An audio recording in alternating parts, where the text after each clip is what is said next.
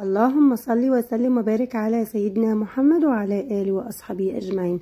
تعالوا النهاردة علشان نجهز اللانش بوكس. طبعا اللانش بوكس ده هينزل متأخر شوية علشان كنت بنزل فيديوهات العيد وكان في ضغط شوية زي ما قلت لكم. تعالوا علشان نحضر اللانش بوكس الأيتن وهي رايحة المدرسة. ده كيس شيبسي اللي هو كرانش ب10 جنيه، وكمان دي واحدة صور مش عارفة بكام والله، وكمان ده بيبسي كده بس مصري طبعا عشان المقاطعة، وكمان قطعت لها تفاح، وكمان دي شوكولاته جالاكسي، وكمان شوكولاته كوفرتينا.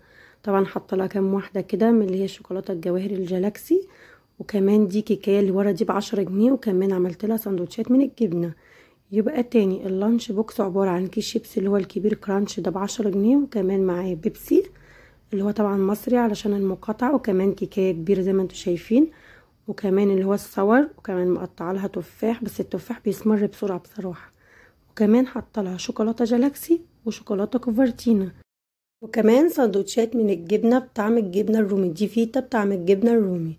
هو ده فيديو النهارده وتحضير اللانش بوكس بتاع ايتن. طبعا اللانش بوكس ده هي كانت بتاخده ايام الدراسه، بس انا والله علشان كان عندي ضغط شويه وكان عندي الفيديوهات بتاعه العيد فما كنتش نزلته بصراحه.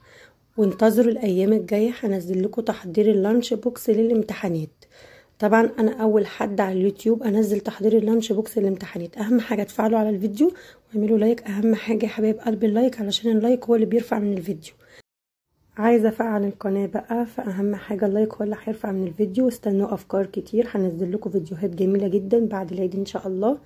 واسفه على اي صوت بتسمعوه والله، دي الاطفال في الشارع. مع السلامه.